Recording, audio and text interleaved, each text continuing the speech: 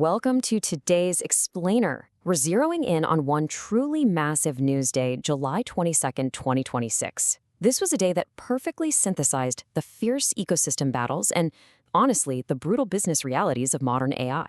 If you want to know exactly where the smart money is moving and which legacy giants are falling behind, well, this is the day to look at. We are going to see just how quickly the landscape is shifting beneath our feet.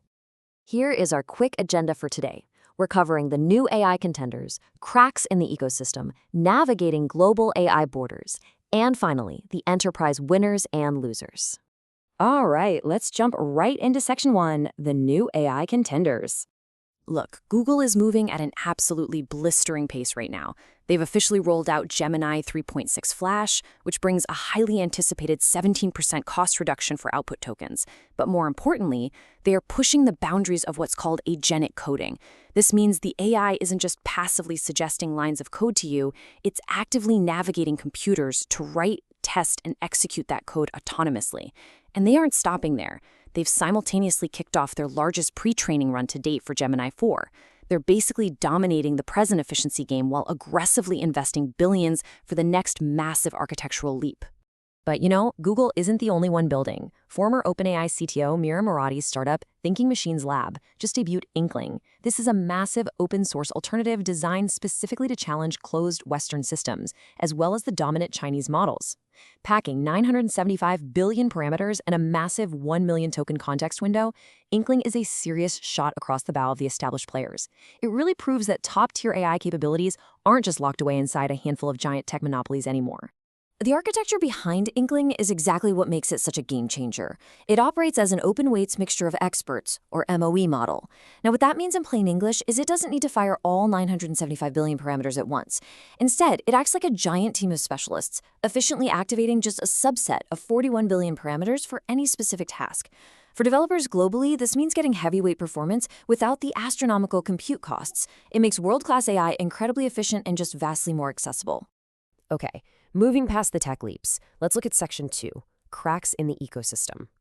So in a highly revealing and honestly pretty surprising leak from an internal Microsoft Copilot engineering session, CEO Satya Nadella openly criticized their own partner, Anthropic. He called their Fable model editorially controlled for being overly restrictive during user prompts. That specific phrasing, editorially controlled, is heavy. It highlights this massive internal war happening right now over how to balance AI safety with user freedom. What Nadella is really warning against here is market concentration. He is explicitly worried about a future where just two companies dominate the primary token capital of the whole AI ecosystem. Think of token capital kind of like a central bank for artificial intelligence. Microsoft might supply the raw compute power, but Nadella clearly opposes a reality where they are completely beholden to a tightly restricted duopoly making all the rules. It is a high-stakes battle for leverage, for sure. Let's shift gears to Section 3, navigating global AI borders. Because, building a frontier model is only half the battle. Actually deploying it legally requires brutal regulatory compliance. We're seeing this play out in real time with Apple finally clearing regulatory filings to launch Apple Intelligence across iOS, macOS, and visionOS in China. For a hardware giant like Apple, integrating AI into the Chinese market isn't just a fun little update. It's an absolute existential necessity to stay competitive. To actually make this happen, Apple couldn't just roll out their standard Western tech stack. They had to completely adapt to local Chinese AI compliance rules. To do this, they partnered up with regional tech giants like Alibaba and Baidu. This ensures their localized on-device and cloud AI integrations strictly meet regional requirements. It just goes to show that global AI deployment will always be highly localized, requiring deep integration with regional infrastructure just across the border. Finally, let's step away from the builders and look at Section 4, enterprise winners and losers.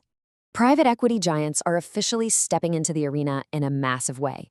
Together with Anthropic, major players like Blackstone, Hellman & Friedman, and Goldman Sachs have launched Ode. This is a joint venture operating as a highly specialized enterprise AI integrator. Their whole mission? Deploying applied AI engineers armed with Anthropic's frontier models straight into large corporate clients to build custom production systems. The smartest money in finance has realized that Fortune 500 companies don't just need an API key, they need boots-on-the-ground experts to wire these sophisticated systems directly into their core operations. And we're already seeing the brutal efficiency of this kind of enterprise integration. Take the German airline Condor.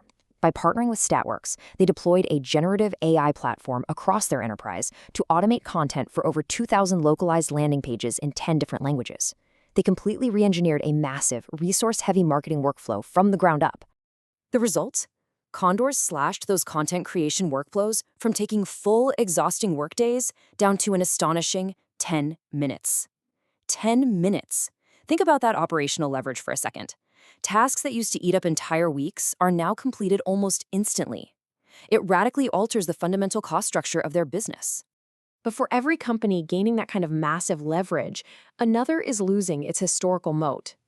In a dramatic and brutal contrast, on this exact same day, legacy tech giant IBM watched its shares collapse by 23% following a severe second quarter warning.